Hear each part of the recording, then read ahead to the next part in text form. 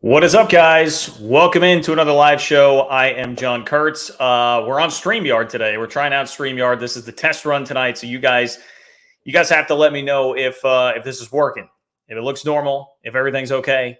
Because I'm flying into it a little bit blind here, a little bit blind. I see everybody says fancy new countdown. Okay, so there we go. It seems to be working. All right, StreamYard. Look, I was inspired by whoever it was, and I believe I told him to suck it. So I apologize for being a little angry. But you have inspired me to get StreamYard rolling here. And shout out to my guy, Coos, because if you guys know Coos' Corner, I enlisted him to just give me a little bit of a rundown of how StreamYard works. And now here we are with StreamYard. And we've got a little production value going. We got a little production value going. This old dog can learn some new tricks. Okay, that is what I approve. This old dog can learn some new tricks. So let's hope everything goes smoothly. Let's hope all of your super chats don't get lost tonight in the StreamYard feed. Cross your fingers, but bear with me on this. We shall see how it goes tonight. And this could just be the beginning, guys. I've learned that there are all sorts of things I can do here with StreamYard that I have not even ventured down that road yet. So anyway, hope that improves everything here. I'm trying to up my game like everybody else. But again, shout out to my guy Coos from Coos' Corner. Make sure you go subscribe to his channel as well. And follow all the great work that he is doing with the Big 12. So as far as what we have here today, you guys saw the tease of the video is about Nebraska Athletic Director Trev Alberts, who had some pretty inflammatory, maybe a little bit strong, but certainly fired some warning shots about what could be coming in conference realignment. He is saying that it could be even more disruptive than what we've already had. And certainly that should get your attention. But I think if you're the Big 12, the thing that would get your attention even more is the fact that Trev Alberts said it could be 35 to 40 top brands. Or he said, quote, "We're moving to a 35 to 40 top brands being part of something."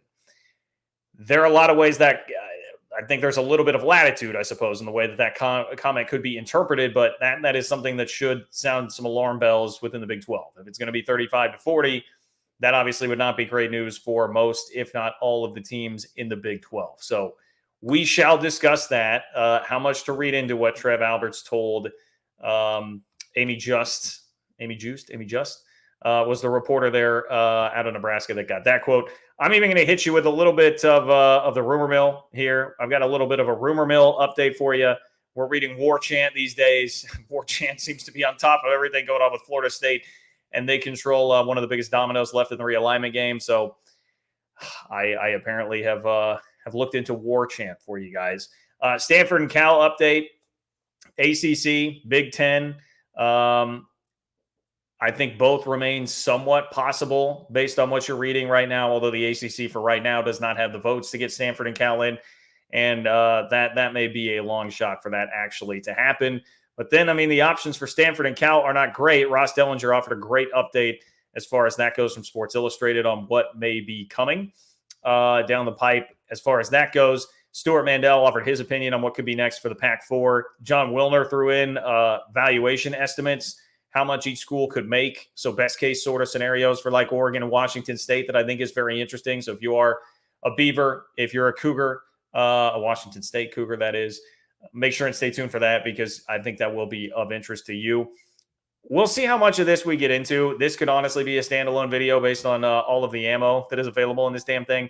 But I don't know if you looked at what John Canzano wrote. It was a free article. You do not have to subscribe to his Substack in order to read it.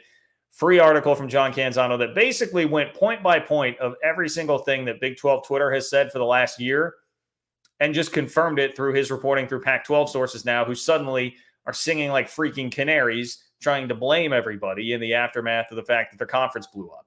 I mean, it is quite amazing. I kind of want, as I go through that, I need somebody to just, if we do get to it all today, I need somebody to just hit me with every single receipt that would show Canzano arrogantly yelling 12 and on when anybody tried to tell him these things. And now he's just writing it like they're fact because he's hearing it from his Pac-12 buddies, because Kirk Schultz is now telling him that. It was, I tell you what, chef's kiss from Mr. Canzano as far as that goes. You saw my standalone video the other day, but we can get deeper into the fact that Colorado appears to have cost the Pac-12 a potential linear option that could have been there for the conference on July 31st, which was sort of their self-imposed deadline to the TV networks. We've now found out after the fact. So everybody like a John Canzano that was saying Colorado leaving, no big deal.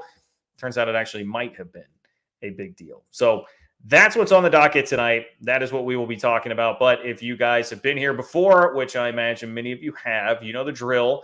Still works the same. It appears that the Super Chats are working like normal from what I can tell so far in StreamYard. You can donate to the channel by clicking the $ below the chat box where it says chat. You attach a donation to your Super Chat. It will ensure that it makes it in the chat. Your question or comment will be read tonight. It is a way to share your opinion, support the work that I'm doing to bring you Big 12 content on a week in, week out basis, and, hey, control the content that is happening here on the show tonight. I could not do it without all of your support, so I really, really do appreciate all of you guys who do donate that way. And there's a totally free way you can support the channel as well. All you have to do is give me one click. Just like the video. Very easy. If you're new here, also please do consider subscribing. I'm live on Wednesdays and Sundays. Other content throughout the week as well. And if big things are happening, there are more live shows throughout the week as well. You're always getting college football, college hoops, conference realignment on this channel with a Big 12 angle to it. So, John Kurt-4 on Venmo as well. And now I can say, if you forget any of that, all you've got to do is look at the scrolling text on the bottom line, thanks to our friends here at StreamYard. So that is the advantage to getting a little bit more technologically advanced here today. That's the outline. Let's get off and running, people. Excited for this one tonight. And Boom to the Sooner is first in. Bam! How about that, guys? How about that? We can see the comment up on the screen. Boom to the Sooner. You're getting more bang for your buck now, is what I would say, because not only do I read it, but everybody gets to see it. Boom to the Sooner. What do you think about adding ACC teams and letting the conference disband into oblivion? I think it will probably happen at some point. Whether or not that comes now, I don't know. I told you I had the rumor mill for you. Here's what War Chant is saying. It says Florida State won't announce before the August 15th deadline, now targeting a 2025 move. So we're pushing this back a year for Florida State, which always seemed like it would be a very, very aggressive timeline to get to this August 15th date that everybody has been paying attention to. I mean, in essence, you're looking at tomorrow or Tuesday as being D-Day for that if Florida State really was going to be aggressive enough to make that move in time. And I don't know about you guys. I'm not feeling like that is ultimately very likely here. So anyway, yes, I think eventually what you will see there, Boom to the Sooner, is the ACC is going to in some way implode, and then the Big 12 will be left to pick up Pitt, Louisville, potentially like a Duke. There could be Virginia Tech, NC State, depending on how things shake out with the Big 10 and the SEC as well. So I think that's probably where it is going. And if I were the Big 12, I would be pretty content to be patient and wait for that to happen. Here's the rest of the War Chant update, by the way. I saw this in Twitter form, and shout out to my guy DZLo who sent this to me. But it said, North Carolina is talking with the Big 10, increased chatter between Florida State, Clemson, and the SEC. NC State speaking with the Big 12. So see, if I wanted to be real clickbaity here, I could have just thrown the tease of this video as NC State, the new Big 12 expansion candidate. But guys, this is rumor mill. Let me stress again, rumor mill. We're talking about War Chant. Don't listen to Sankey implying the SEC won't add Florida State and Clemson. And I actually, that part, without even knowing what's going on behind the scenes, I think that part is objectively true and something that you could say, because no commissioner is going to telegraph their move here. They're not going to tip their hand. That is what they will be saying publicly. And for right now, it's advantageous for Sankey to do it anyway, because for Sankey, he gets to play this card like, oh, we are the noble ones that are not completely destroying conferences out here right now, even though they may as well have, and they certainly tried to. Finally need 8 schools to find homes. So the talk in ACC land and for Florida State's benefit continues to be, hey, just get everybody on board here to get out of here, disband this thing, and we can all get out of the grant of rights together. So there's your ACC update.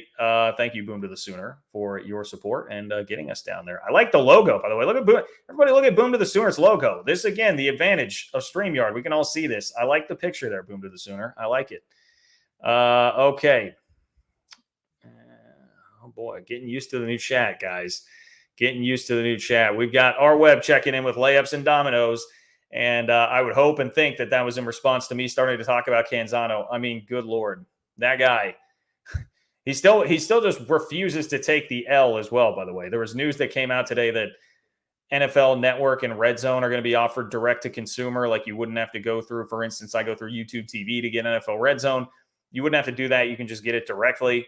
And he said, looks like this, what was it? It looks like the Girl Scout cookies model might have some juice to it or something like that, in reference to what Robert Robbins had to say. Here, I will get you the full one in just a moment. One moment.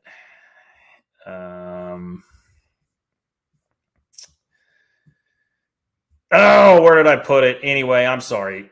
Basically, what you have here is that Mr. Canzano is just going down kicking and screaming. So we'll get more into Canzano later on. But appreciate you being here, R-Web. I appreciate you, my man. Hiking Cat. What's up, Hiking Cat?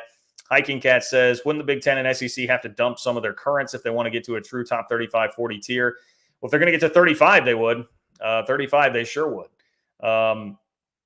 Top 35 to 40, that would be the case. They could theoretically still get to 40 by just adding, what are we missing there? 6 teams. We'd need 2 more to the Big Ten and 4 more to the SEC. That's how you would get there. So you could theoretically still be where they're at right now without dropping anybody, but there has been a little bit of chatter about that now, dropping dead weight potentially coming. Here is what Nebraska AD Trev Alberts had to say. Look at this. StreamYard, me being more on point, getting into the main topic of the video here, closer or in a more timely fashion than I normally do, turning over new leaves all over the place here. Nebraska AD Trev Alberts tells Amy Just, there will be more expansion. Quote, history is unkind to conferences that have not had the courage to expand. That is definitely true. Ask the Pac-12. I don't believe it's done. It's never been done. It's more likely than not that there will be continued periods of angst. I believe that the next go-around, that's my basic conclusion, will be far more disruptive than anything we're currently engaged in. We need to prepare ourselves mentally for that. That was the first quote. I believe the next go-around will be far more disruptive than anything we're currently engaged in. We need to prepare ourselves mentally for that. So I think you could hear that and say, all right, well, if that's the case, that very well could just be what we were talking about a moment ago, which is the ACC imploding and that causing yet another conference to explode. And then you would have 3 conferences picking up the remnants. So that would be, on paper, more disruptive. The ACC is a bigger conference just in terms of membership than the Pac-12, and it would have exploded into 3 different conferences, splintered off into the Big Ten, the SEC, and the Big 12. So you can just take that on its face and say, hey, that is technically true. That would actually be an accurate statement of him to say that if it's just what everybody expects. But I think the way he went on to finish the quote is actually a little bit more. And I saw somebody say, hey, the 35 to 40 comment is clickbait. I mean, maybe so, but I'm at least going to pay attention here. Trev Alberts is an athletic director within the Big Ten. The Big Ten holds a lot of power. They hold a lot of cards. He says, quote, this is my own personal opinion, but I think the future has to contemplate football being taken out of the mix, Alberts told Just. We're moving to 35 to 40 top brands being part of something. If you just look at football in isolation, eventually conferences will matter less in a sense. If we can find a way to take football and have that be this entity here, I think you can get back to doing some of the much more intelligent thinking around the rest of the sports, which would be regionally based. I mean, really what Trev Alberts is outlining here is something that a lot of people have already talked about in the future. Like eventually we should get to the point where football splits off and is kind of governed under its own rules. And then we can stop making the volleyball team at UCLA travel to Piscataway on a Tuesday, right? The examples that you see all the time here. That's in essence what he is saying. But man, talking about whittling it down to 35 to 40, obviously that gets into dicey territory if you are a Big 12 fan. So that is something to watch and something that I think is worthy of discussion, at least here, whether or not you do actually believe it. I'm going to see if I can get this. I'm trying to StreamYard my butt off here. And no, I can't. It only gives me 200 characters. Sorry, I was going to try and pop the quote up there. I'll have to work on the screen sharing part of this to actually get it to you guys. But again, moving to 35 to 40 top brands being a part of something, it feels like there's enough momentum for the Big 12 right now that it would not totally cut out the Big 12 in that world, and it would be more than 35 to 40, at least still being somewhat a part of this. But it could also be, you could also take Trev Alberts' comments to mean 35 to 40 would just be in the 2 main conferences, and you would have the top 2 big dogs ahead of everybody else, which is in essence what it is right now with the Big Ten and the SEC. I guess that would be a more optimistic view of that quote. It also, I mean, look, Nebraska's got some arrogance to them. Whether or not Trev Alberts is saying this with any thought of like inside info in the back of his mind, I don't know. But Nebraska has a lot of arrogance. I literally just tweeted earlier. Let me go get the specific date. I looked up how many days it has been since Nebraska won a conference championship, and the answer is 8,653. It has been 8,653 days since Nebraska won a conference championship in football. Bill Clinton was still the president the last time Nebraska won a conference championship in football. So it's been a minute. And yet Nebraska would just adorn themselves as a part of that new world here and be looking down on the rest of us schleps in the Big 12. So, never mind the fact that since he was in the playoff 2 years ago, last year, TCU played for a national championship and beat the Big Ten champ in Michigan. Never mind any of that. But I digress. Discussion worthy. I think Trev Alberts' comments, whether or not you're totally believing them, and I wouldn't blame you if you are going to just brush those off a little bit. I would not blame you for that. Okay. Appreciate you, Hiking Cat. Thank you for your support. R-Web back in here. R-Web, what's up, R-Web? Did you get to look at the bowl games DM I sent? Did you send it recently or was it a while back? I don't remember, R-Web. I'm going to check it right now. I am going to check it right now.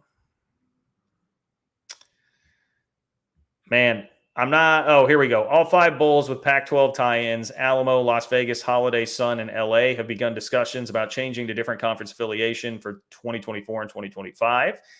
Okay. Yeah. Thank you, R-Web. I forgot that you sent me that in a DM. Thank you for the reminder there. Well, I'm all for the Big 12 hopping in here and trying to get some new bowl tie-ins. Particularly the Holiday Bowl is my favorite because I love San Diego, but I know lots of people like Las Vegas as well. Vegas, I'm not really like a total Vegas guy. That's not my thing, but I understand a lot of people enjoy it. A lot of media brethren would probably love that trip to go out there and play it. And that's one of the things I've thought has been really stale about the Big 12 for a long time is the bowl tie-ins. And something I would imagine like Brett Yormark would probably be into changing, right? Like that seems like Yormark, marketing whiz, marketing guru, he would probably be into trying to change stuff like that to make it more appealing. Vegas seems like a place that he would probably want to be when he's talking about the Big 12 being a national brand. I would think San Diego would be a nice place to be as well for some of those bowl games. So I think that there could be something there, although, I say that with no inside information at all. But I would love to see it, man. I would absolutely love to see it. Something I'm figuring out here, by the way, in the chat tonight is that, God bless StreamYard. StreamYard will take all of the super chats, file them in a separate column for me, so they're not going to get whitewashed by the chat. So I really should have been doing this a long time ago. This makes my job so much easier. Shout out to my friends at StreamYard. Not a sponsor, could be. Not a sponsor, could be. Nothing but good things to say about them so far. This seems like a much better show experience. Warrior Pride 65. What's up, my friend? Thank you for your support. Warrior Pride 65. Should college football have a promotion and relegation system, like having 2 teams from each the Big Ten and SEC relegate to the Big 12 and ACC every 2, 3, or 4 years? Well, it would be very fun. I mean, there is definitely a part of that would be really enjoying as a fan, really enjoyable as a fan. It would add a lot of extra meaning to games that would be more meaningless toward the back end of schedules, right? There would be more intrigue surrounding all of that. But it's just a logistical nightmare. I mean, we're talking about TV contracts signed for all these leagues based on what teams are in them. We're always talking about what TV value Team X adds, and you couldn't just pull the rug out from under the TV networks on that, because we know college football is not a meritocracy. Teams that play well do not necessarily draw well from a TV standpoint. So if you had Northwestern rising up, making a Big Ten championship game or something, and it kicks, I don't know, bad example right now, but Michigan, it kicks Michigan down into relegation one year. TV networks aren't going to like that. And then all of a sudden the money's all messed up. So there are a million logistical problems with it. But in a like NCAA 14 sort of world, if you could create something like that, I think that would be wildly entertaining and very, very fun. I guess, like, should we have that? I don't know. I don't know how I feel about that being like a permanent fixture of the game. But if you really were truly doing this, like meritocracy, you got to earn everything. I mean, that would, I suppose, be the way to do it. Just fluctuating back and forth between the conferences. I think it would be a really fun hypothetical world. I think you can make a case that I guess in a perfectly fair world, that should be the way it works. But we don't live in that world. And college football, I mean, complaints about it now or not has always been like that. It has always been much more tilted towards the brands, whether it was just AP voters deciding a national champion or BCS computers and all of that, or the playoff selection committee. We've done different iterations of this where it always does favor the big brands anyway. G. Thomas Holland, what's up, my man? Thank you for being here, G. Thomas Holland. Appreciate your support. G. Thomas Holland says 5 years from now, thoughts, football is handled apart from all other sports from a conference perspective. Notre Dame foreshadowed the model. 5 years from now, do I think we'll get there 5 years from now? I think it'll probably take the ACC imploding, and then we'll be in a world where there's only 3 conferences, because then you're going to have so many teams going all across the country, right? I think that would probably be the tipping point to get something to happen. I'm not sure exactly how we would get there, who's going to be the person to lay the law down, who will be the organizing body to really actually make that happen. 5 years, my gut is to say that is a little hasty and it might take longer, but things are just accelerating over and over again at a more rapid pace, constantly more rapid pace in the world of college football right now. So I could very well be wrong on that. I think there's a chance. I'll give you that, G. Thomas Holland. This game, this realignment space, I really don't like making predictions here. You guys know that if you watch long enough, because you see anybody that tries to make predictions in the realignment space, it's a fool's errand. It is a fool's errand. But what I can tell you is I think the conditions would be there for it. At least there seems to be an appetite for it. There seems to be somewhat of an appetite for it. But whether or not that will actually happen, who the hell knows, man? Realignment is wild. It is absolutely wild. Isaiah, what's up, Isaiah? Thank you for being here. Thank you for your support. Much, much, much appreciated. Isaiah says, give me Louisville and Virginia Tech. Underrated football brands fit in the Big 12. Go Cougs. Look, I would love Louisville and Virginia Tech. Louisville at one point in time, I think a lot of people would argue, should have been in the Big 12. Instead, you went off into the West Virginia and TCU additions to the league. Louisville definitely would have made sense from a geographical standpoint. Theoretically, they would have helped basketball, although right this second, that's not looking very good at all. But, the profile of the league being so basketball heavy and so good on the hardwood, they would fit in with that historically. Virginia Tech, I would also really like. I mean, that I will admit I was a bit surprised when I started seeing the conversation about them in, Big Ten or SEC territory. Because since Frank Beamer left, they have definitely fallen off a notch or 2 or 3. But there is still a lot there. I know it's a school with a huge fan base and it's close, kind of close to like the DC area. So I think there are reasons to like it. I'd be fine with Virginia Tech being in the Big 12. They very much seem like a team that fits. I don't know about I'm not entirely sure about the culture at Virginia Tech. I'm just kind of a little bit oblivious to that. I don't totally know. At least in terms of like their stature in the college football world, like where they are, or the college athletics world, they definitely would be a peer of most of the Big 12 schools that are in the league right now. So I think it does make some sense. I think that would be a good scenario for the Big 12. It may well be a scenario that actually does play out there. So appreciate the comment, Isaiah. Appreciate your support as always. Thank you for being here tonight. And you guys can join as well. You got to click the $ below the chat box where it says say something or chat. I don't know. I can't see it anymore. It'll say one of those two things. Below the chat box, you can click the $, attach a donation to your chat. It will star it for me now in StreamYard, which ensures that I see it, ensures that it makes the show tonight. That's how you get on here. There are almost 600 people in the chat. I cannot read everything else. So that is the way to be a part of the show here tonight. You can also like the video, totally free, easy way to support the channel. Leave a comment in the comment section under the video before, during, or after, even if you're telling me that I suck. All helps the algorithm, so let's spike that thing. And please do subscribe if you have not subscribed. I am live Wednesdays and Sundays talking all things college football, college basketball, and conference realignment. You get it with a Big 12 perspective here on this channel as somebody who covered the league on a full-time basis for 10 years. So with that, we move on to Jim. What's going on, Jim? Jim says, Florida State pushing it off a year creates another offseason of entertainment in 2024. I appreciate all of your coverage. Hey, thank you, Jim. Cheers to you, my friend. Jim, I think that is a good point. Also, it will just slow things down a little bit, like more so than just like drawing out the pace of all of this. It's going to keep us from having to go through. I mean, can you imagine like if all that, we still got 2 weeks until the season. I saw today Greg Flugar, shout out to Mr. Flugar, said that it's 13 days until Navy Notre Dame, which I had forgotten that we are that close. We are that close, ladies and gentlemen. We can't handle that massive of a story in 2 weeks after just going through what we went through, right?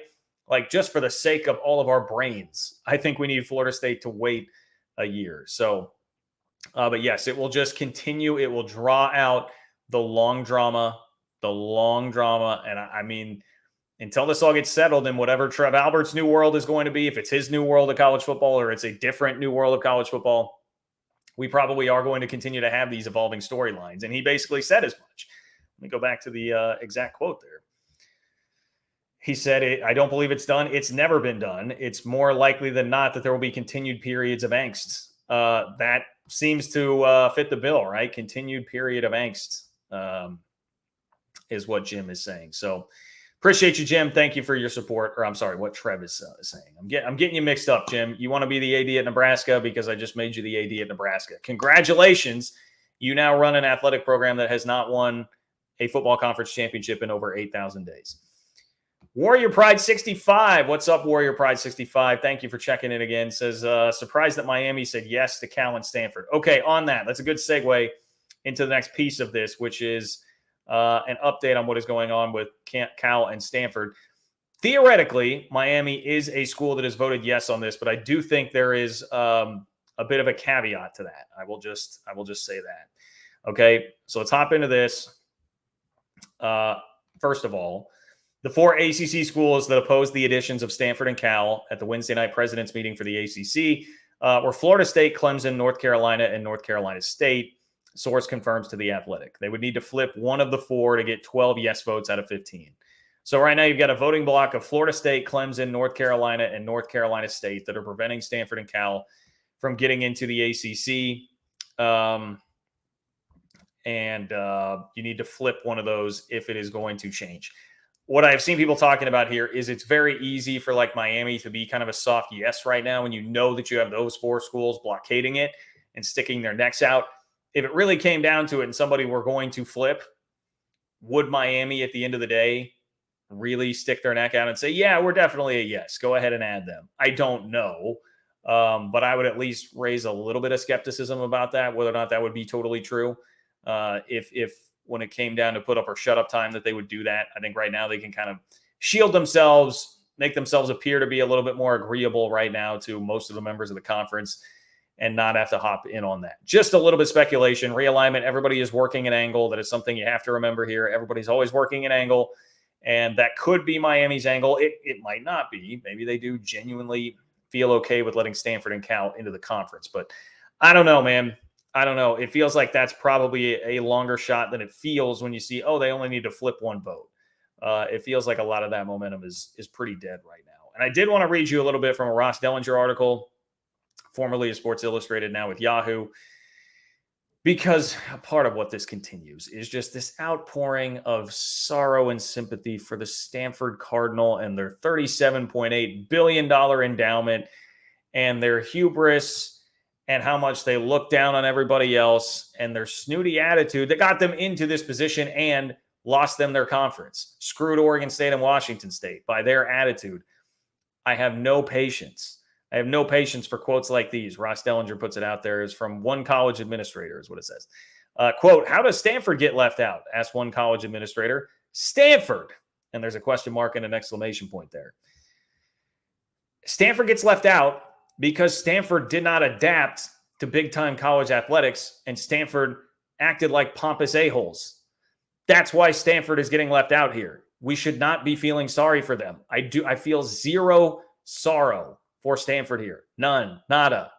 I mean, maybe the student athletes, if they're going to have to get shipped to go play games in the ACC all the time, I would feel bad for the swim team if they're having to go, or the volleyball team if they're having to go on a Tuesday night down to Durham, North Carolina, or Chapel Hill or whatever. Yes, I will feel bad for them. I don't feel bad for Stanford as a whole. No way in hell do I feel bad for Stanford as a whole. Dellinger continues, such is the current terrain of the industry's landscape where one singular sport, football, is the motivation for seismic shifts. Despite fielding the most successful group of 38 varsity athletic teams in the country, Stanford has transformed from an Olympic sports king to walking wanderer. The school has been sent begging to the ACC, Big 12, and Big 10, where it is offered to enter for an incredibly reduced rate. I'm not sure if that had been totally reported out there. People probably assume that, I suppose, especially with the Big 10, but Ross Dellinger says Stanford has offered to enter for an incredibly reduced rate. You want me to feel bad because they are an Olympic sports powerhouse? How many things have been cast aside in the name of conference realignment, like fans, geography, rivalries, tradition, and I'm supposed to be worried about the squash team at Stanford? I'm sorry, I just don't. That there are far more important things that have been casualties of conference realignment than the Stanford squash team. No offense to them, but I cannot be bothered to really care about that. The presidents of the Pac-12 4, wow, Ross Dellinger. Come on, Ross, streamline that a little bit. It's the Pac-4. The presidents of the Pac-4 have held several calls over the last week, one as recently as Thursday. Thursday's call came hours after ACC presidents in a straw poll Wednesday night voted against expanding to add Stanford, Cal, and SMU. As of Friday morning, ACC presidents had not officially ended expansion discussions over adding 2 or 3 of the schools, but the measure is receiving pushback from at least 4 schools and perhaps more.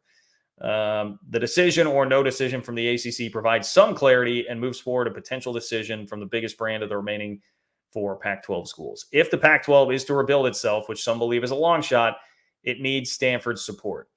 That is a pretty key issue that is coming up here.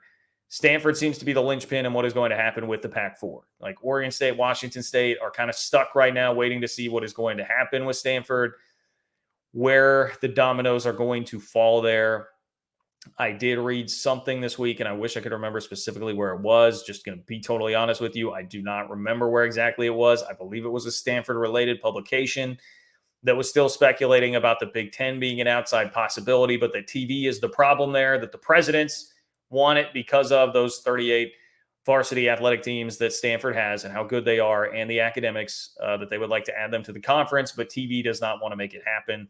So I suppose to be determined as far as that goes. Once again, Notre Dame, who is complaining about it, wanting to stick up for Stanford, could change this all in a nanosecond if they decided that they wanted to join the Big Ten. They could pull Stanford right along with them. Here's what Ross Dellinger has to say, though, about the Pac-4 rebuilding. Says the quickest and maybe easiest route in reforming is to acquire the most Western schools in the American Athletic Conference, such as SMU, UTSA, North Texas, Rice, Tulane, and potentially the Sun Belt's Texas State. To leave, those schools would owe an exit fee as they are well past the 27-month notice that the AAC requires. All right, so SMU, UTSA, North Texas, Rice, Tulane. I'm sure Stanford looks at that list and cringes, especially if you throw Texas State in there. No disrespect at all to Texas State. I'm not cringing, but I'm sure Stanford is. They were cringing at Big 12 editions. They're not going to like that. Well, the exit fee is negotiable with conference leaders. Schools have previously left for 10 to 17 million. Cost could be significantly more. Ross Dellinger is just outlining here a pretty, none of these options seem good. None of these options seem particularly feasible right now. And that is why everything is in such flux for those 4 schools and, Stanford and Cal themselves here right now. Rebuilding the Pac-12 is fraught with problems. Here he's going to outline some of this. Rebuilding the Pac-12 is fraught with problems.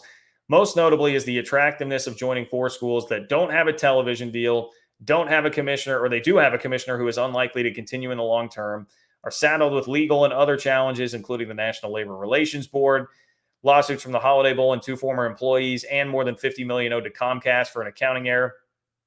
God, guys, I forgot how bad that laundry list was of Pac-12 problems. They will almost certainly lose 2 designations, one from the NCAA and one from the College Football Playoff. If you add 4 schools, you would have an argument to keep the College Football Playoff A5, but it would be an uphill battle. Seems like a lot of negatives. It is. Yeah, that does seem like a lot of negatives. Losing automatic entry for your conference champion to the College Football Playoff, $50 million to Comcast, multiple other lawsuits, not a commissioner that's going to stick around because he failed so miserably, don't have a TV deal as of right now. That is a lot. That is a lot working against that group that is trying to hold it together. And I mean, look, for Oregon State and Washington State's sake, I hope that Stanford and Cal do stay, and I hope they do rebuild it. Stuart Mandel throughout this is a potential hypothetical conference. Stanford, Cal, Oregon State, Washington State, San Diego State, Boise State, Fresno State, SMU, Tulane, Rice. So it'd be the 4 plus San Diego State, Boise State, Fresno State, SMU, Tulane, Rice. You're being a little bit more discerning with the schools that you're taking from the AAC, and then you eventually pluck from the Mountain West. Problem being, again, with the Mountain West is those exit fees and how you would make that work, which is the really difficult part. But to me, that looks like about the best case scenario conference you could put together for those remaining 4 teams, and what would be the realistic best case scenario for Oregon State and Washington State. I don't know if those fan bases are like legitimately holding out some hope for a Big 12 invite or something, but I certainly don't see that coming as of right now. So that is probably your best case scenario for those schools. They would need Stanford to commit to hopping in there. So anyway, let's get back to some donations. If you want to be a part of the show tonight, get your question or comment on the show. Click the $ below the chat box. You can attach a donation to your chat. That super chat will then be read by me on the show. That is the way to get your question or comment on there with over 700 people in the chat. Can't keep up with everything. That is how you join and be a part of the show tonight, just like my friend Matthew here. Matthew, appreciate you, my friend. Matthew says, can't stay long. Got to fly back to truck stop country. Let's go. Keep the content coming. Too early to think about fall weather in college football? No, it is not at all. It was feeling a little bit fall-y around Kansas City here today. It was, it was rainy, but it was a little cooler, not crazy hot. You can think about it is always fall around here. All right. Nothing better than a good old fall Saturday. And if you want to feel those vibes, Matthew, you feel those vibes, man. You feel those vibes all day, every day. Appreciate your support as always, my friend. Starter 179. What's up, Starter 179? Starter 179 says, Rich, coming from the AD of the worst Power 5 team. I did see, Rich, the only Big Ten team that has a worse record the last 5 years is Rutgers. It is Nebraska and Rutgers as the bottom 2. So, yes, that is what we were talking about here. The athletic director of the second worst team in the Big Ten, which is a hell of an accomplishment with all of the crap that sits at the bottom of the Big Ten. The AD of the second worst team in the Big Ten over the last 5 years says that, 35-40, that's where we're going to cap it. And of course, the Huskers will be a part of that. Pretty vomit-inducing there. Pretty vomit-inducing. Dabo Sweeney, 805 winning percentage. Hey, what's up? What's up, Clemson? Here at little old Clemson, we'll just keep winning. Look, if I were a Clemson fan, that would be my attitude too. Whether it's going to be the ACC, whether it's going to be the SEC, whatever it might be, you'll just keep winning, keep doing your thing. I would suggest that you probably need to get quarterback figured out a little bit more to get there and feel great about it. But yes, I think Dabo is fine. Look, I know the future is going to be for Clemson in another league, but the ACC probably works out a little bit better than particularly the SEC. If Clemson somehow wound up in the Big Ten, they could absolutely be contending year after year. There's enough dregs of that conference to beat up on year in and year out, and we see it from so many teams that you'd be all right. SEC, that's going to be another one of those debates. Like, do you turn into more of like an Auburn? Do you fade a little bit? Because it's just going to happen to some of these massive brands as these conferences get bigger and bigger and more consolidated with really powerful programs. There will be a lot of frustration there, but that would absolutely be my attitude and my take if I were a Clemson fan. Our web says if you open the article, it does projected changes. Oh, okay. Sorry. I didn't even see the way the tweet was there. I didn't even see the link. I'm sorry, our web. Let me read Brett McMurphy's projections here. He says the projected Alamo Bowl. All right. So the projected Alamo Bowl moving forward from Brett McMurphy would be the SEC or Big Ten versus the Big 12, which is awesome. It has been Pac-12 versus Big 12. Getting an SEC or Big 10 versus Big 12 matchup is great. The projected Las Vegas Bowl. Here you go, everybody. The projected Las Vegas Bowl is the Big 12 against the SEC or Big 10 rotation. So that would be great. Again, not only are you getting that Las Vegas Bowl that would be so coveted among fans and media members, but you would get it potentially against an SEC or a Big 10 squad. Projected Holiday Bowl would be Big 10 or Big 12 against the ACC. So you're on the or list. That would be the one that would make me happy. And his projection is the Big 10 or the Big 12 against the ACC. And the projected Sun Bowl would be the Big 10 or Big 12 against the ACC as well. Sun Bowl, nothing against El Paso. I've actually heard pretty good things about El Paso, but that doesn't do quite as much for me as going to San Diego. The Los Angeles Bowl is another one he's talking about. The projected Los Angeles Bowl, he says, absolutely no clue, especially if the Pac-12 and Mountain West merge. So we don't know on that front. But I like it. I like it. Thank you, RWeb, for keeping me on my toes with that, man. All of you guys that do send me stuff. I may not always, if you're DMing me things, I may not always respond 100% of the time just because busy life, busy schedule. Do not take it personally at all. And I appreciate those of you guys who do send me things to try and keep me updated here on this. As you've seen today, I've referenced a couple people that have sent me things that have been very helpful. So thank you. Matthew again. What's up, Matthew? Do you prefer college game day or big noon kickoff? It's a good question. To be honest, like these days, it's kind of sad to me because I have such nostalgia for college game day. I love it so much, or I loved it so much. Now, to me, it's not quite as exciting, but usually you would find me still with game day in the background, just not really paying much attention to it on a Saturday morning. It's definitely skippable too if I have errands or things that I need to be getting done on a Saturday. So it's not like a locked in real big part of my day. Big noon, I might flip back and forth if it is a day where I'm on the couch, I don't have anything going on, but it's still secondary to me. It's not really anything I would take personally if I were a big noon kickoff, kind of 6 of one, half dozen of the other to me. We're past the peak of college game day. And Pat McAfee has added some more entertainment value to it. Game Day's making some changes now. I kind of liked David Pollock, so I'm actually a little bit disappointed about that. Stanford Steve's going to be on there, which I think gives it some potential. But I don't love it the way that I used to. You know, I had such a reverence for it. It felt like such a huge deal back in the day. I can remember K-State hosting it for the first time in 1998 and going to that, and it was awesome. Corso putting on the Willie the Wildcat head. They came again in 2000. Those were great days. Those were great times. Doesn't hit the same for me, but it's a good question. I would be curious what everybody else thinks about it. McMuffin, thank you for your support, McMuffin.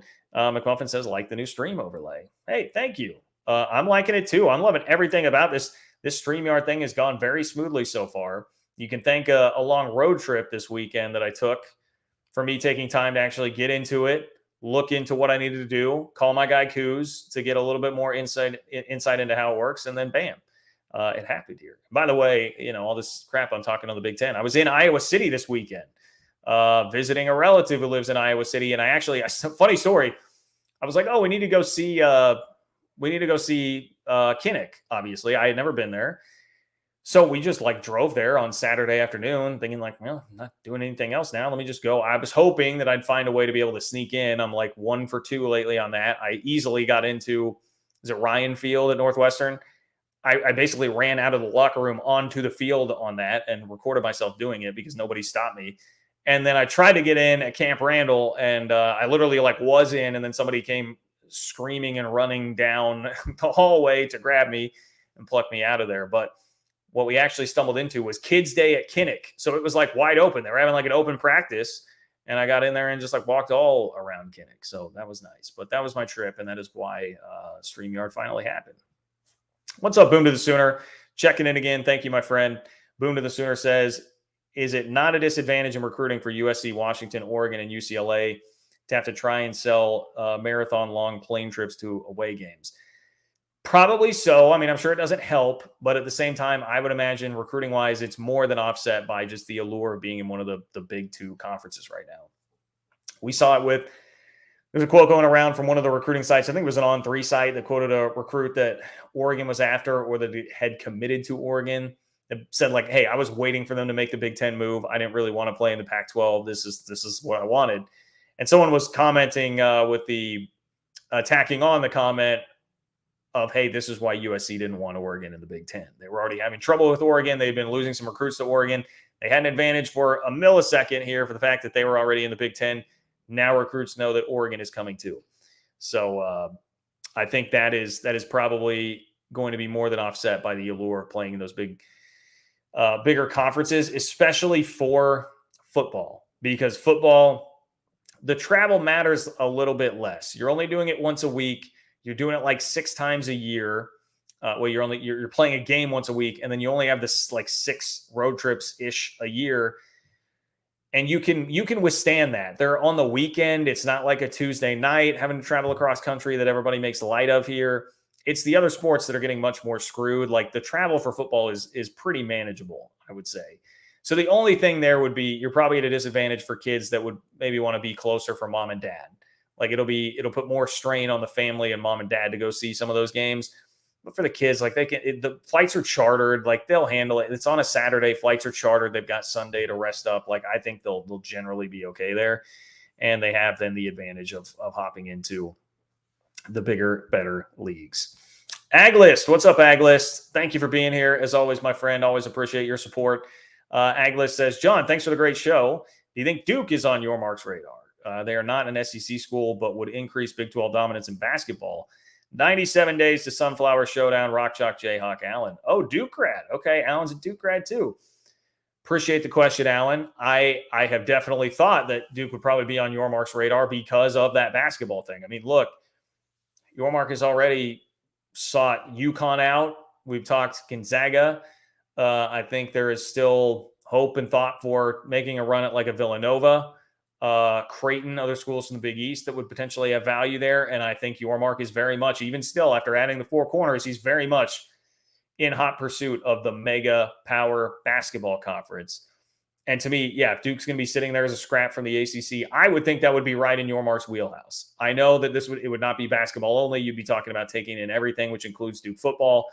But I think Duke basketball would be appealing enough for Brett Yormark to definitely be into that. So I would imagine yes. And I kind of am into that. You know, I'm buying into Brett Yormark's vision here that he thinks he can make a decent chunk of change for everybody per school by decoupling the rights here and having this basketball behemoth. I'm here for it. I am definitely here for it. So I think so, Alan. I think you're onto something. I think you are onto something with that. So appreciate it, my friend. Thank you for being here. Thank you for your support, as always. Pop next to Jim. What's going on, Jim? Thank you for your support, my friend. Jim says, as of July 1st, 2024, the Big 12 will expand from 10 to 16 members, replace all 5 million TV viewers lost from the Texas and Oklahoma exit, increase from 1 to 5 schools in the top 20 media markets, and be the third strongest conference in the USA. I like it, Jim. It's a pretty good PR statement for the Big 12 right there. You could be doing some marketing for Mr. Yormark and company with that. I think ACC fans would still fight you for right now on the third best conference thing. And I think even some national college football guys would fight you on that. It was a Bud Elliott that I saw saying the other day, like, hey, look, the ACC still has, I mean, I think there's like 3 or 4 brands better than anybody better in the Big 12. Of course, the argument for the Big 12 would just be strength across the board, depth, as opposed to the ACC having stronger brands at the top. But look, they do. I mean, objectively, they do. So it would still be an argument right there. But in terms of who's accomplishing what on the field, I mean, you guys know where my loyalties would lie in that. And you can make an argument for the Big 12 absolutely there. And the X factor in it, Jim, is that if you want to say stability is a really big part of this in conference strength, because it frankly should be when we're talking about the long-term viability of a conference, there's a huge advantage that the Big 12 has on the ACC right now, where it's not just a total S show because Florida State is coming out publicly saying that they want to leave. So I'm here for it. I'm here for it. Media markets, definitely true. Getting more TV viewers, definitely true. And just expanding from 10 to 16, all good things. Whether or not it's the third best league right now, all good things for the league. And at some point, I think it is going to be the third best league objectively. Right now, it's more subjectively. I think at some point it is going to get to where it is objectively the third best league. And I know I said predictions are foolish in conference realignment, but that is the way that I'm feeling the wind's blowing right now. What's up, Kenneth? Appreciate you, Kenneth. Thank you for checking in here. Kenneth says North Carolina, NC State are voting in tandem. They would be a package deal politically as rivals, both in the UNC system. SEC or Big Ten would get North Carolina market with both. All right, obviously, so Kenneth, being an East Carolina fan, would have some more regional insight into that. I mean, I've definitely heard about them being a voting block and voting in tandem and all of that. I'm purely reading you War Chant, who, again, Florida State fan site, but they're the ones that had the first interview with the guy from the Board of Regents that really blew things up here. War Chant is a behemoth covering Florida State down there. They said NC State speaking with the Big 12. So I don't just take it or leave it. They said North Carolina talking with the Big 10, NC State speaking with the Big 12. I don't know. I mean, I just have a hard time seeing the Big 10 wanting to take NC State. We're already talking about Oregon and Washington having to come in at a reduced enough share that it's basically what Big 12 schools will be making. Like they're gonna do NC State. Now, North Carolina is a big enough prize that I suppose you'd come back and say, well, hey, the argument is you want North Carolina. North Carolina has options. They could go to the SEC or the Big Ten. You want to get them, take in little bro too. Maybe that is something there. And again, I trust your knowledge of the kind of political landscape as far as all that goes. The politics involved, I should say, the politics involved in North Carolina and NC State trying to move. BR James, what's up, BR James? BR James says, I work with 2 Nebraska fans, and yes, they are still living in 1997. It's mind-blowing. I hear you. I'm close enough. We get some Nebraska fans in Kansas City. I'm close enough to still be very keenly aware of that fact of how the Husker fans are living. Hopefully they have changed the wardrobe out a time or two since 1997, but I don't know. Maybe they're still rocking the old 1997 black shirt national champions t-shirts.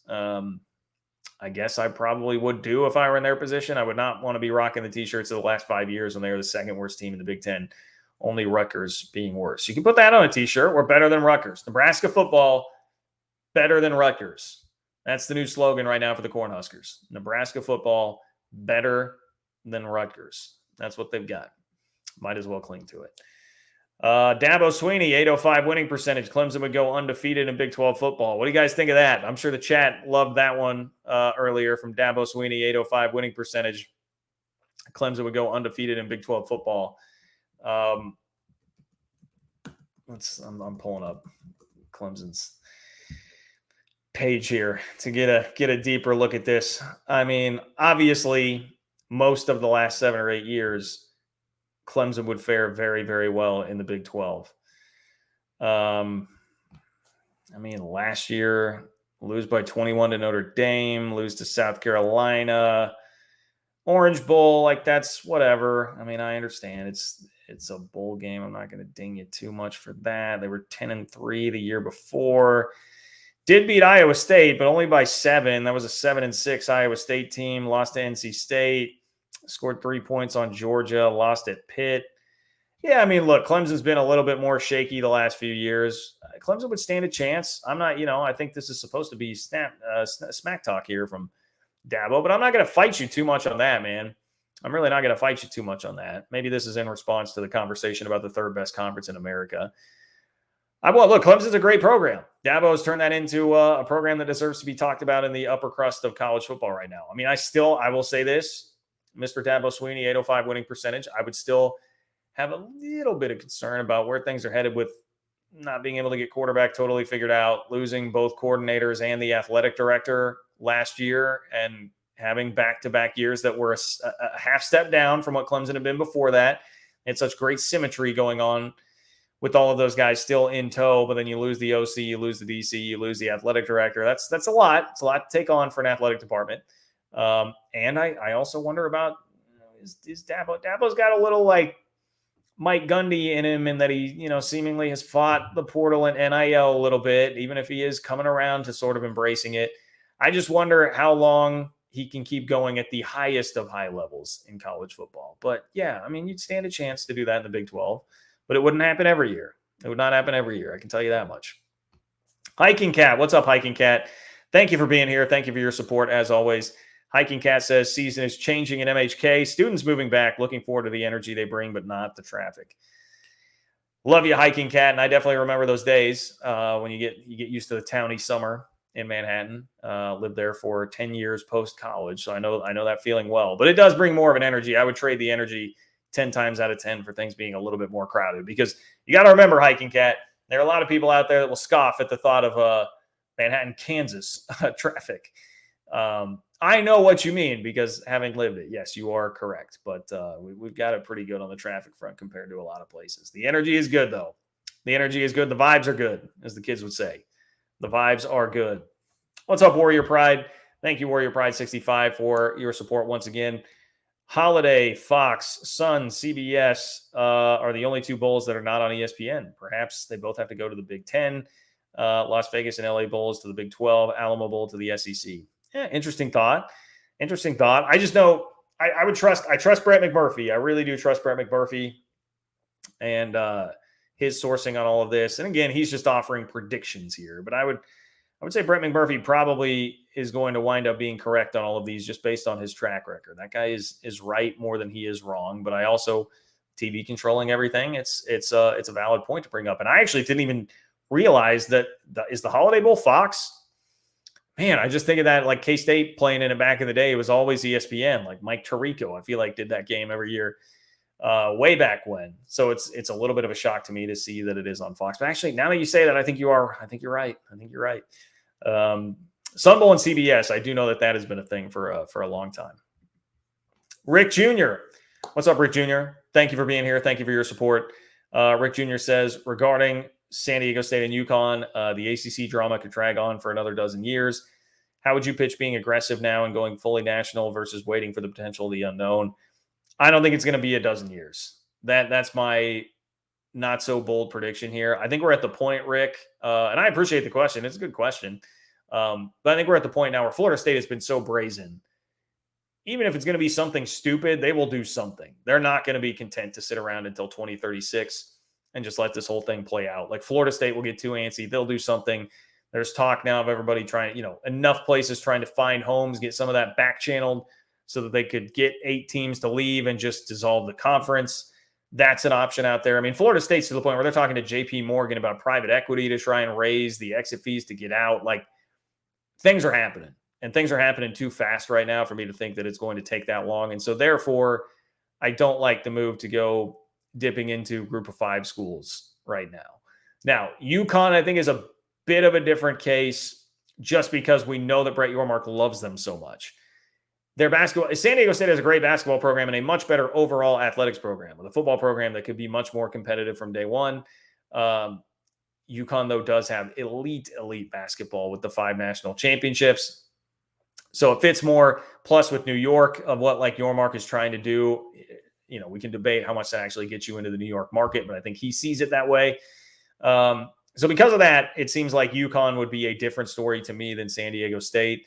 But I would not. I would very much prefer to hold off on all of that, see what happens with the ACC, and kind of be content for right now. Unless if you can get UConn basketball only.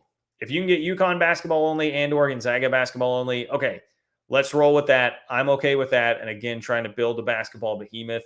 But I would not want to go for just aggressive now, fully national. I think you've been plenty aggressive for right now, and you need to pump the brakes. I also think the other thing in play here is TV money. And the pro rata clause in the contract only works for Power 5 teams. So you would not automatically be getting the money from TV.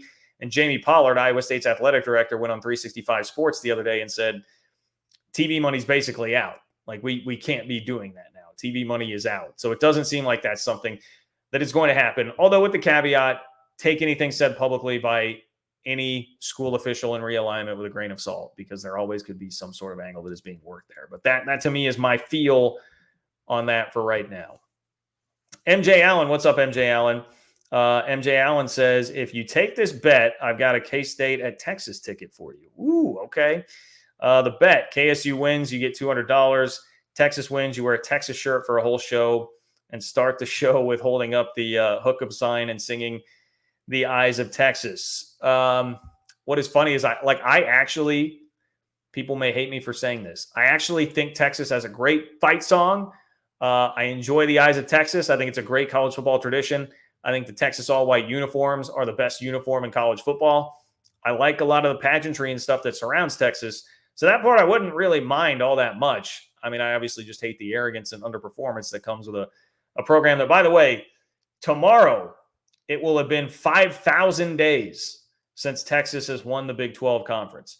Tomorrow is the 5,000-day anniversary of the last time that your Longhorns, MJ Allen, won the Big 12. Congratulations on reaching such a milestone. Get back to me closer to the game, and we'll see how seriously I take this bet. It is not something that I'm going to be comfortable enough making right now, but get back to me closer to the game. You can even DM me on Twitter. I'm not going to make you pay to do it again. DM me on Twitter at @JLKurtz, and we will determine it when we get closer. We'll see what the temperature is on that. I'm actually going to pop back over to the actual live chat here. What do you guys think? What do you guys think? Can I bother the live chat here? I'm looking at what you guys are saying. You think I should buy into this? and bet where I could win $200. But if I lose, I've got to sing the Eyes of Texas and wear a Texas shirt for the whole show. We'll see. We'll see what the folks say, MJ Allen, and I will sit on it for a little while and wait for us getting closer to the game. Only thing I see a C and I see a no. So Snappy AJ says don't sing. Look, I think I could be an okay singer. Last P Me says don't do it. Gregory is the winner here. You know what, Gregory? We're going to pop this one up. Gregory says Iowa State players are already betting on it.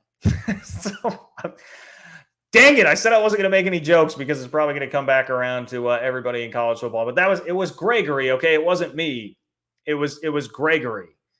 All right? Do not blame me. Gregory did it. He made the joke. I just laughed at it, but that's pretty timely. That is well done. Well done. Okay. MJ Allen. I appreciate the support, MJ Allen. And I'm intrigued. I will be honest with you. I am intrigued.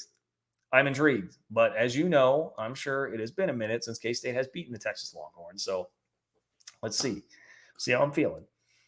Christian, what's up, Christian? Christian says ESPN having its own sports book seems problematic. Yeah, that story, boy. There's a lot of talk about, was it Shams in the NBA who was going to work for, was it DraftKings or one of the big sports betting behemoths, and people were worried about like him swaying things with inside information, like stuff that people could be betting on. I mean, ESPN's an entirely different can of worms there. They are going to have sports books. Like Portnoy bought the Barstool stuff back from Penn, and now Penn is going to ESPN. I'm not fully enthralled in the gambling world, so there are others who could speak on that more eloquently than I could. But yes, that does seem to present on its surface some potential problems there, especially as now we also have problems happening in the NFL and college football with guys betting on sports. And, it's just, there are a lot of things that are raising some eyebrows in that space, in that sphere right now. But I do feel like basically the toothpaste is out of the tube. I mean, this seems like it was kind of inevitable, and the toothpaste is out of the tube on the old gambling front. What's up, Josh? Thank you for being here, Josh. Appreciate you, my friend. Josh says, I love the unity in the Big 12. Holy War is going to be lit. It sure is. It sure is. The Holy War is going to be lit. Speaking of the Holy War, I have a request in. No idea if this will get filled at all, guys. No idea what the response will be. Very well could just be a no, who the hell is this? But I have a request in for good old Mark Harlan. Okay? Mark Harlan, I shouldn't say good old Mark Harlan. I respect Mark Harlan, especially after watching Utah's press conferences come in the Big 12. But, we had a little fun with that Twitter back and forth. I would love to get a chance to chat with him. So I'm trying there. We'll see if it happens. Would love for it to happen. And maybe that adds a little bit of spice. We can talk to Mark Harlan about the Holy War. So, okay. If you guys have anything, if you want to beat the buzzer, you got just a couple more minutes here. Just click the $ below the chat box, attach a super chat. It will ensure that it gets read, pin it up at the top for me, make sure that it makes it on the show here tonight, especially now that my good friends at StreamYard have it set up so I can just see all of those in one column. Also, make sure that you like the video. If you have not, I would greatly appreciate that. I can't see how many of you actually have liked the video so far tonight, but, there's 735 of you here. All those likes would be great. I'd appreciate it. Totally free, just one click. Leave a comment before, during, or after in the comment section of the video. All that helps me as well. And do subscribe if you haven't yet. College football, conference realignment, college basketball content from a Big 12 angle all day, every day here on this channel. I'm live at least twice a week on Wednesday and Sunday. I was going to double check the notes page to see what I hadn't hit on. We didn't really finish the Pac-4. If we're talking about what's next for the Pac-4, I can throw into you the John Wilner evaluation estimates for everybody. It says scenario 1 would be the 4 remaining schools merge with the Mountain West to create a super conference. Well, an outright conference merger is considered unlikely. We wanted to provide a broad sweep of outcomes. All right, so Mountain West merges with the 4. He would value that at $8.4 million per school. Scenario 2 would be 4 remaining schools add San Diego State, Fresno State, and Colorado State from the Mountain West. SMU, Rice, Tulane from the American. That would be valued at $10.5 million per school. Scenario 3 is the 4 remaining schools add San Diego State, Fresno State, Colorado State, and Boise State from the Mountain West, and SMU and Tulane from the American. And that would be $10.9 million for school. So that's your best case scenario there would be to add San Diego State, Fresno State, Colorado State, Boise from the Mountain West, SMU and Tulane from the American, have a 10-team conference and get $10.9 million per school. I think that is basically the conference that Stuart Mandel laid out there. And to me, seems like probably like a best case scenario sort of thing here. So for those that are fans of schools in the Pac-4 and wondering what is going to happen, that seems to be the best route, especially like if you're an Oregon State or a Washington State fan. If you are Stanford, you certainly can hold out hope for something better. If you are Cal, you can maybe hold out hope for something better. I think for Oregon and Washington State, unfortunately, that's going to be their position and where they are at. Boy, we didn't have time to get into Canzano's real humdinger of a piece. Probably going to have to make a separate standalone video on that because it is good stuff. It ended with, I bleep you guys not, it ended with both John Canzano and a source speculating about Larry Scott potentially handling everything over the last year better than George Gliakov. And Larry Scott seems to be one of the least respected guys in college football and one of the least respected guys in Pac-12 circles on the West Coast. People have been blaming him. People have been blaming what's happened with the Pac-12 on him for years now, even though he hasn't been the commissioner for a couple of years. And they're sitting there pining about, well, maybe this chess game would have been played better with him instead of George. Good old Georgie boy. That's how down bad Canzano and the Pac-12 are right now, people. That's how bad. Oh, the Tater Man. You're going to make me end this on a down note. All right, the Tater Man. Fair enough. Thank you for your support, the Tater Man. He says, what's the smoke about K-State dumping Nike for Under Armour? Well, the smoke is not that it would be K-State dumping Nike for Under Armour. The smoke is that Nike is trying to get out of a number of these deals with schools. I guess when I say get out, it's not like getting out. It would be waiting for current contracts to expire and then not wanting to renew them. Word on the street is that Nike is hoping and trying to do that with a number of schools. I don't think they have made K-State much of a priority here, and Under Armour would be offering much more money. That is the rumor mill right now on that front. So I don't think anything is done. My hope is still very much, please God, very much so, that it would work out with Nike and not Under Armour. But I don't know. And that's mainly for basketball purposes. And I understand. I mean, the debate right now, it's been all over K-State Twitter and message boards and stuff all weekend. I see both sides, but I definitely lean more to the side of like, it makes me want to throw up in my mouth a little bit to think about being an Under Armour school. No offense to any Under Armour schools out there, but for basketball recruiting specifically, that's where I worry about it. If you're contractually obligated to wear Under Armour shoes, I mean, my God.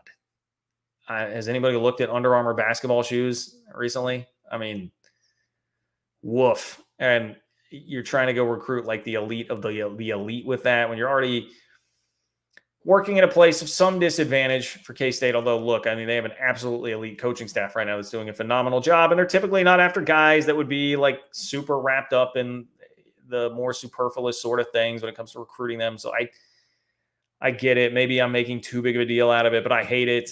I hate thinking about our guys rolling out there in that. And I hate thinking about the fan gear options being even worse than Nike, which hasn't really been great anyway. But I don't like any of it. So I'm hopeful that doesn't happen. But yeah, thanks, Tater Man. Thanks for that. That's the scuttlebutt on it right now. I don't think anything's decided. We'll see what happens. Rick Jr. What's up, Rick Jr.? Rick Jr. says, what do you think what do you think should be Kansas, K-State, and Iowa State's protected rivals in hoops 24 and after?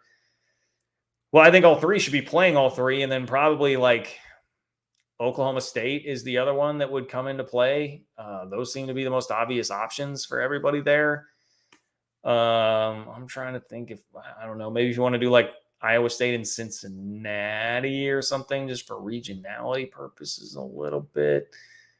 That's it. When we're talking about like these core Big 8 schools, K-State, KU, Iowa State, Oklahoma State, those all seem to belong together to me.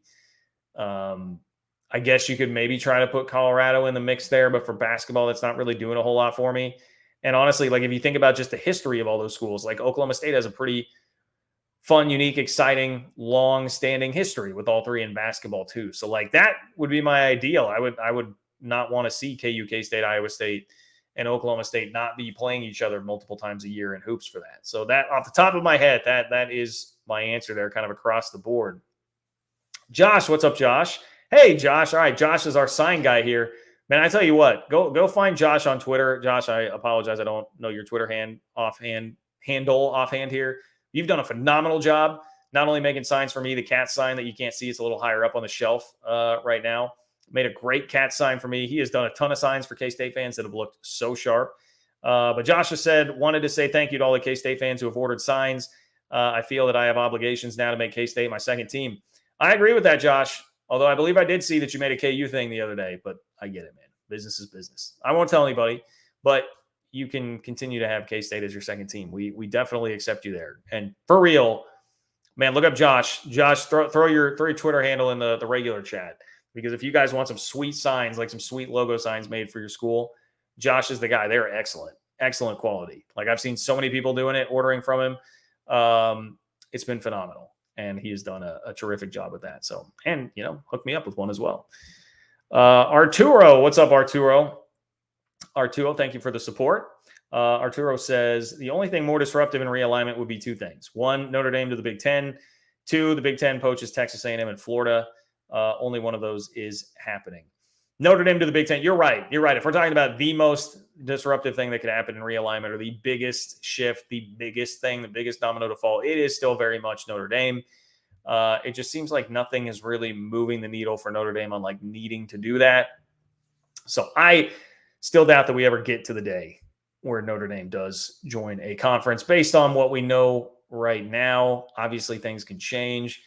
I know there has been, like, the Texas A&M stuff is very funny to me because, look, A&M surely is. I mean, they're not thrilled about Texas now being in the league. Seeing the TexAgs posts that come up on message board geniuses is always very entertaining with how bothered they are by Texas being in the league right now. So, yeah, and look, the Big Ten then would have a presence in Texas and Florida, so I understand the logic there. But maybe I would throw Florida State in there too. It could just be that they go grab Florida State and Texas A&M. I don't know. Those both seem like long shots right now, but it is a fair point that those would be more disruptive. And there probably still is an outside chance, I suppose, with Notre Dame. The thing with Notre Dame, they would just have to not get what they want at all from a TV standpoint with their new TV deal. They've already voiced the opinion that they want it to be close to what the Big Ten and the SEC are getting. So if their new TV deal isn't good, then you definitely could see that happen.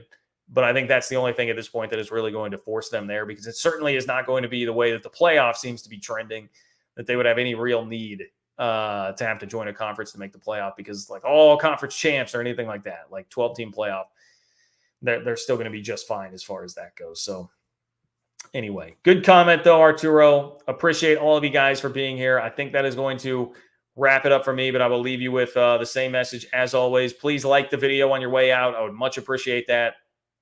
If you did not catch this live and you want to support the channel, you can support me on Venmo. It is John-Kurtz-4 to do that. If you have not subscribed to the channel, please do subscribe. I'm live Wednesdays and Sundays, sometimes more, sometimes other content throughout the week, depending on what is happening. So make sure that you subscribe, click the bell so you know when I'm going live and you know when it is that I'm dropping content. What else do I need to tell you? Tell your family and friends. Tell somebody that is a college football fan, a fan of your squad, a fan of the Big 12, whatever it might be, conference realignment fan. Let them know about this channel. Let's continue to grow this thing, make it even bigger and better. I appreciate all of you guys who do that. Share it on your socials, Twitter, Facebook, Instagram, Facebook groups of your team, Big 12 fans, whatever it might be. Let's continue and add more and more people to this great community. Enjoyed you guys tonight. Thank you for being here. Thank you for getting in here on the first chat with the good old StreamYard. I think that went very, very well. Zach, thank you, Zach. Go Bearcats. Big 12 will live forever. That's right, man. The eternal conference, the Big 12, it will not die. It's already lived 9 lives, and it ain't going down anytime soon. David, what's up, David? David, thank you for your support. David says, I see this going the way of the Premier League in soccer, 40 top-tier teams, and the 40 are readjusted every year or so. Second time we've kind of had that conversation tonight. I think with the TV contracts, it would be very difficult to work some kind of like serious relegation system, because they're going to want to have assurances on who is there every single year. But it is a very fun idea to think about. I don't know how realistic it actually is, but it could get to, let's put some bow on everything. Trev Alberts said 35 to 40 teams. There probably is a scenario where the cutoff is 35 or 40, but let's hope that that is not the case. And I don't think that that is the most likely scenario as of right now. All right, David, though, thank you for your support. Thank you for being here. Everybody, appreciate you. Have a great rest of your Sunday night. Have a great start to your week, and I will talk to you soon.